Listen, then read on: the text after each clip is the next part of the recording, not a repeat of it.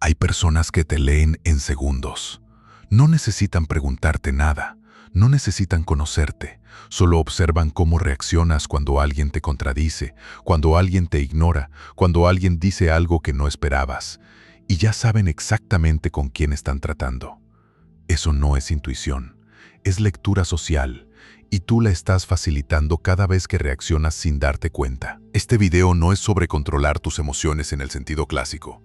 No es sobre respirar profundo ni sobre técnicas de meditación, es sobre algo más incómodo, entender que cada vez que reaccionas de forma automática, estás cediendo algo que no puedes recuperar fácilmente, estás revelando tu posición, estás mostrando exactamente dónde te pueden presionar, y la mayoría de las personas hace esto todos los días, sin saberlo. Piensa en la última vez que alguien dijo algo que te molestó. Puede haber sido un comentario en una reunión, una respuesta fría de alguien que normalmente es cálido contigo, una mirada que duró un segundo más de lo normal. Algo pequeño. ¿Qué hiciste? Tal vez intentaste aclarar la situación inmediatamente, tal vez bajaste el tono de tu voz para que no hubiera tensión, tal vez te pusiste a explicar tus razones cuando nadie te las había pedido, tal vez respondiste con una broma para suavizar el ambiente. Ninguna de esas respuestas parece grave, y sin embargo, cada una de ellas comunica lo mismo, que ese momento te afectó, que tuviste que hacer algo con esa incomodidad porque no podías simplemente sostenerla. Eso es lo que la gente detecta, no las palabras, la necesidad detrás de las palabras. Existe un concepto en psicología social que se llama reactividad emocional. No es simplemente enojarse o ponerse nervioso, es el patrón por el cual una persona responde a los estímulos externos de manera automática, sin distancia, sin procesamiento real. La reactividad no siempre se ve como una explosión. A veces se ve como alguien que justifica demasiado, que explica cuando no le preguntaron, que ríe nerviosamente en momentos inapropiados, que cambia su postura cuando alguien lo mira fijo, que sube el volumen de su voz cuando siente que no lo están escuchando. Todas esas son formas de reactividad y todas comunican la misma cosa. Este estímulo externo tiene poder sobre mí. Lo que nadie te dice es que las personas más hábiles socialmente no son las que no sienten nada, son las que sienten y no lo transmiten automáticamente. Hay una distancia entre lo que ocurre dentro y lo que se expresa afuera. Esa distancia es exactamente lo que estamos hablando hoy. Estás en una conversación con alguien que respetas. Puede ser un colega, alguien que te atrae, alguien con más experiencia que tú. En un momento de la conversación, esa persona hace un comentario que implica que no estás del todo bien en algo. No es un ataque directo, es sutil, una frase con media sonrisa, el tipo de comentario que podría significar varias cosas. Observa lo que pasa en tu cuerpo en ese momento. Hay una contracción, una especie de alerta interna, y en décimas de segundo, tu mente ya está buscando una respuesta. ¿Me defendiendo? ¿Ignoro? ¿Me río? Pregunto qué quiso decir. Lo que elijas en ese momento no es solo una respuesta, es información. Es un dato que esa persona acaba de recopilar sobre ti. Y si reaccionaste desde la presión, desde la incomodidad, desde la necesidad de resolver esa tensión lo más rápido posible, ya le dijiste algo que no querías decir. Le dijiste, esto me afecta, tengo que hacer algo con esto. Aquí está la parte que la mayoría no quiere escuchar. No reaccionamos porque somos débiles. Reaccionamos porque en algún momento aprendimos que reaccionar resolvía algo. Si creciste en un ambiente donde el silencio era peligroso, aprendiste a llenar el silencio. Si creciste en un ambiente donde la aprobación era condicional, aprendiste a ajustarte para obtenerla. Si aprendiste que mostrar indiferencia era cruel o arrogante, aprendiste a mostrar siempre que te importa. Esas respuestas funcionaron en algún contexto. El problema es que las llevas contigo a todos los contextos, a la reunión de trabajo, a la conversación con alguien que te gusta, a la dinámica con personas que inconscientemente están midiendo cuánto pueden presionarte. Y en esos contextos, esas mismas respuestas que antes te protegían ahora te exponen. Hay un momento específico donde esto se vuelve crítico, cuando alguien te provoca deliberadamente. No todas las provocaciones son obvias. Algunas son extremadamente sutiles. Un silencio que dura un poco más de lo normal después de que hablas. Una pregunta que implica que no sabes algo. Un cambio de tema justo cuando estás en medio de una idea. Estas microprovocaciones no son accidentales en personas socialmente hábiles. Son pruebas. Están midiendo tu marco. Están viendo si eres alguien que se desestabiliza fácilmente o alguien que opera desde un centro que no se mueve con facilidad. Y la trampa es que el 90% de las personas responde a estas pruebas sin saber que las están tomando. Responden justificándose, respondiendo más rápido de lo necesario, cambiando su tono, buscando validación dentro de la misma conversación donde están siendo evaluados. No te ignoran por casualidad, no te interrumpen por distracción. Hay una lógica social detrás de esas dinámicas, y hasta que no la entiendas, vas a seguir respondiendo desde el lugar equivocado. Lo que empieza a cambiar cuando entiendes esto no es que dejas de sentir, es que dejas de transmitir automáticamente todo lo que sientes. Hay una diferencia enorme entre un hombre que no siente nada y un hombre que siente todo pero elige qué hacer con eso. El primero es distante, frío, difícil de conectar. El segundo tiene algo que las personas perciben sin poder nombrarlo, una especie de peso interno que no se mueve fácilmente. Eso no se construye en un día, pero empieza con algo muy concreto, empezar a notar el espacio entre el estímulo y tu respuesta. Ese espacio, que ahora tal vez dura una décima de segundo, puede expandirse. Y en ese espacio está todo. En ese espacio está la diferencia entre reaccionar y responder, entre exponerte y comunicar, entre perder tu posición y mantenerla sin esfuerzo visible. Lo que viene en la siguiente parte es más profundo. ¿Por qué específicamente tus patrones de reacción se formaron? ¿Qué mecanismos internos los sostienen? ¿Y por qué la mayoría de los intentos de cambiarlos no funcionan? Detente un segundo. Antes de continuar, quiero que pienses en algo específico. Piensa en una persona en tu vida. Puede ser alguien del trabajo, alguien de tu círculo social, incluso alguien de tu familia, que parece no afectarse por casi nada. Alguien que cuando hay tensión en el ambiente no se apresura a resolverla, que cuando alguien lo contradice no siente la urgencia inmediata de defenderse, que puede sostener un silencio incómodo sin llenarlo. ¿Qué sientes cuando estás cerca de esa persona? Probablemente algo parecido al respeto, una especie de peso que proyecta sin hacer nada aparente, una presencia que no necesita validarse constantemente porque ya opera desde un lugar que no depende de la aprobación del momento. Ahora la pregunta incómoda, ¿por qué tú no operas así? No es una pregunta retórica, tiene una respuesta concreta.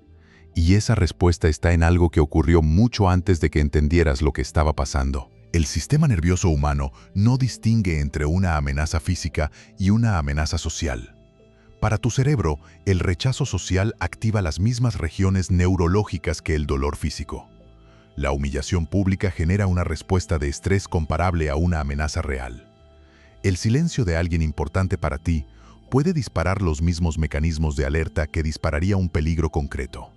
Esto no es metáfora, es neurobiología.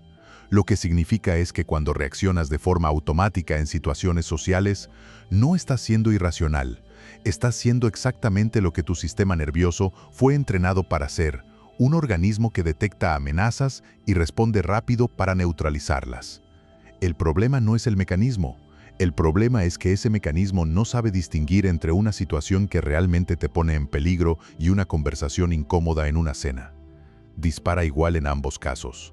Y tú reaccionas igual en ambos casos, aunque uno no requiera ninguna defensa. Imagina esto. Tienes una reunión importante, llegas preparado, presentas una idea en la que llevas días trabajando, y en el momento en que terminas hay un silencio. No un silencio de consideración, un silencio que se siente pesado.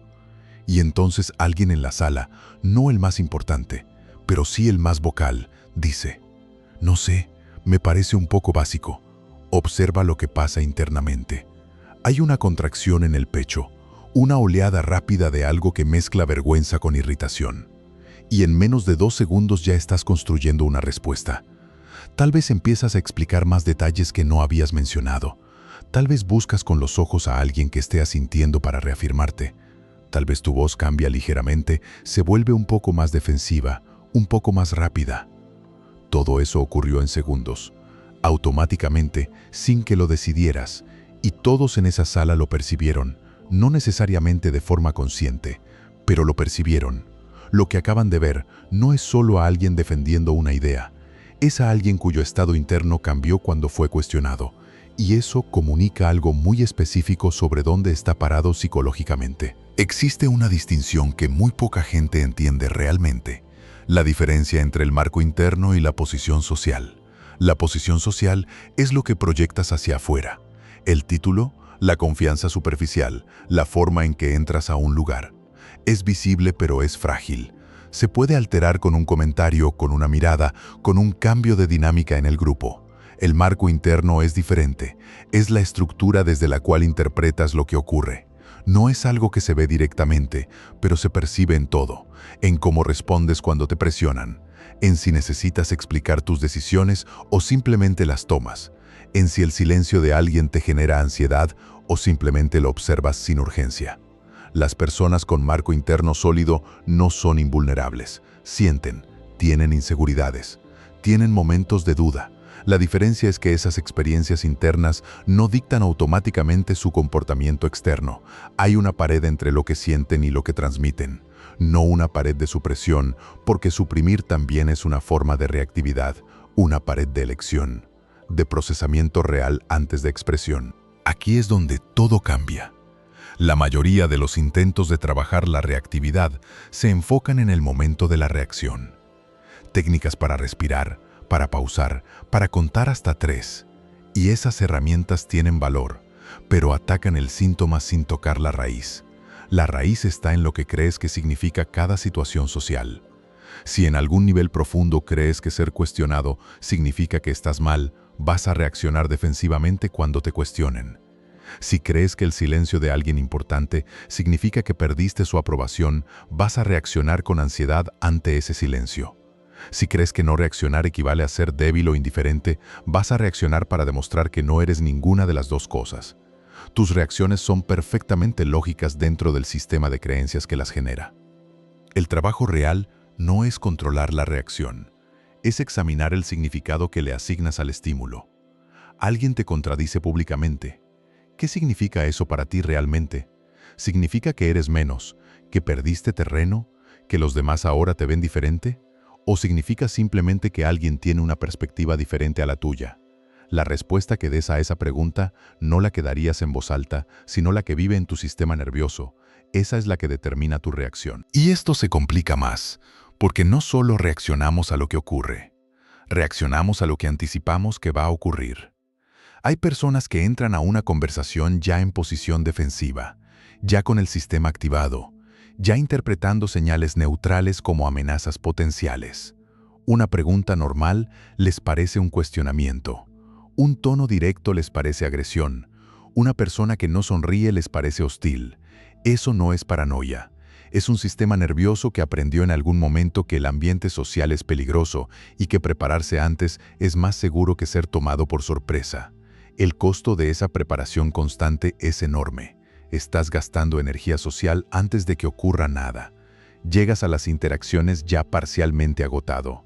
Y paradójicamente, esa hipervigilancia hace que reacciones más, no menos, porque estás interpretando todo a través de un filtro de amenaza.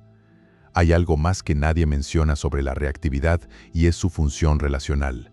Cuando reaccionas de forma visible, cuando tu estado interno cambia de manera obvia ante un estímulo externo, le estás dando a la otra persona algo muy específico.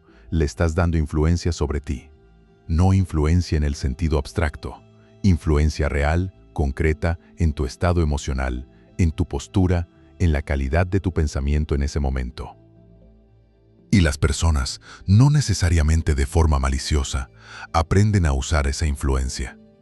No siempre de forma consciente, pero si alguien descubre que cierto tipo de comentario te pone a la defensiva, o que cierto tipo de silencio te genera ansiedad, o que cierto tipo de desacuerdo te hace explicarte en exceso, esa información queda registrada. Y la dinámica entre ustedes se construye alrededor de eso, no porque esa persona sea manipuladora necesariamente, sino porque así funcionan las dinámicas sociales. Se adaptan a la información disponible. Y si la información disponible dice que aquí hay un punto de presión, la dinámica va a gravitar hacia ese punto. A veces sabes que alguien está usando eso contra ti, y aún así no cambias, porque cambiar implica soltar algo que todavía no estás listo para soltar. Eso también es parte de esto, y lo vamos a ver en la última parte, porque la tercera parte es la más difícil, no porque sea técnicamente compleja, sino porque implica una verdad que la mayoría prefiere evitar, que en muchas de las situaciones donde sientes que alguien más tiene el poder, tú estás participando activamente en esa dinámica, no como víctima, como arquitecto, y entender eso, realmente entenderlo, no como concepto, sino como experiencia, es lo que empieza a cambiar todo. Hay una conversación que has tenido contigo mismo que nunca has terminado de tener. No la conversación sobre qué hacer diferente, no la conversación sobre cómo responder mejor la próxima vez, sino la conversación más profunda, la que se interrumpe justo cuando empieza a volverse incómoda, la que pregunta por qué sigues repitiendo los mismos patrones aunque ya los conoces. Porque a estas alturas del video probablemente ya reconociste algo, una situación, una persona, un patrón específico donde sabes exactamente lo que está pasando y aún así reaccionas de la misma manera, donde ves la trampa con claridad y entras de todas formas. Eso no es debilidad, pero tampoco es inocencia. Es algo más específico y más honesto. Es que una parte de ti todavía necesita algo de esa dinámica. Esta es la parte que más incomoda, así que la digo directamente. La reactividad no se sostiene sola, necesita combustible, y ese combustible casi siempre es alguna forma de necesidad no resuelta. Necesidad de ser visto, de ser validado, de ser entendido, de no ser ignorado, de demostrar que vales más de lo que alguien implica con su comentario o su silencio. Esas necesidades no son patológicas, son humanas. El problema no es tenerlas. El problema es cuando esas necesidades están operando de forma invisible en tus interacciones sociales, cuando están tomando decisiones por ti sin que lo sepas. Cuando te pones a explicar algo que nadie te pidió que explicaras, no es porque seas desordenado comunicando, es porque hay algo dentro que necesita que la otra persona entienda, que valide, que no se quede con una impresión equivocada de ti. Cuando buscas con los ojos a alguien que asinta mientras hablas, no es un hábito inocente. Es el sistema buscando confirmación de que estás bien, de que lo que dices tiene valor, de que no estás solo en esa sala. Cuando reaccionas ante una provocación menor de una forma que ni tú mismo esperabas, no es porque perdiste el control un momento. Es porque esa provocación tocó algo que ya estaba cargado mucho antes de esa conversación. Estás en una relación. Puede ser romántica, puede ser de amistad, puede ser laboral, donde la otra persona tiene un patrón muy claro. Cuando las cosas van bien es cálida, cercana, presente. Cuando algo no le gusta o cuando simplemente está en otro estado, se vuelve distante, fría, monosilábica.